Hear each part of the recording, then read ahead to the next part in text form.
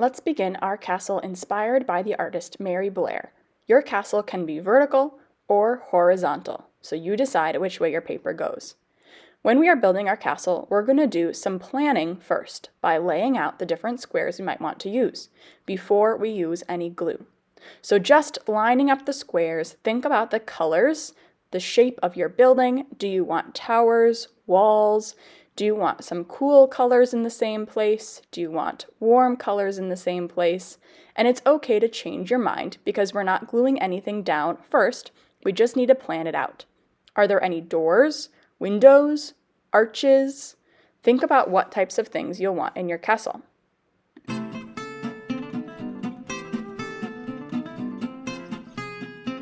Once you have built your castle out of squares, the next step is to think about other shapes like triangles that we can use. By cutting a square diagonally, I can create two large triangles. I could decide any place to put those triangles. If I cut a square diagonally and then diagonally again, so I cut the other one in half, I can create four small triangles. And then I can put those anywhere.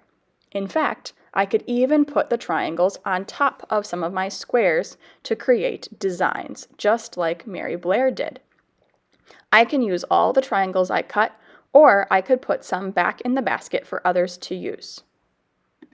Another shape I could create are stripes or rectangles. By cutting my square into many small stripes, I've created long rectangles I can use to decorate my art as well. Again, I could use all of them, or I could put some back in the basket if I've decided not to use them. Remember to be responsible with your paper and using what you can, but not throwing away pieces that are still usable. If you're going to cut a triangle, see if anybody else has an extra triangle before you cut a new one. That way we won't waste our supplies. Once we have our art designed, that is when we can use our glue bottle. Make sure your glue bottle is all the way open by seeing that gap between the orange and white part of the glue. If your glue is low or doesn't have a lot in it, it might take a second for all the glue to move to the tip so that you can draw a small square on the back of your big square. Then we're going to press and hold and count to 10. 1, 2, 3, 4, 5, 6, 7, 8, 9, 10. Let's do that again for each of our shapes, moving from the bottom of our paper to the top, just like we are building blocks. If we glue pieces that are far away from each other, we might not leave enough room in between them. So we want to glue down pieces that are right next to each other so we can make sure our art is nice and neat.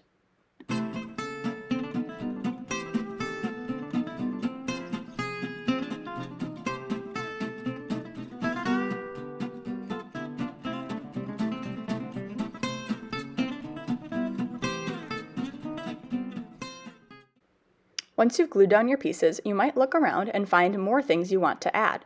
I left this open space for the door, but I've decided I want to have color on my door, so I'm gluing down 2 more orange pieces.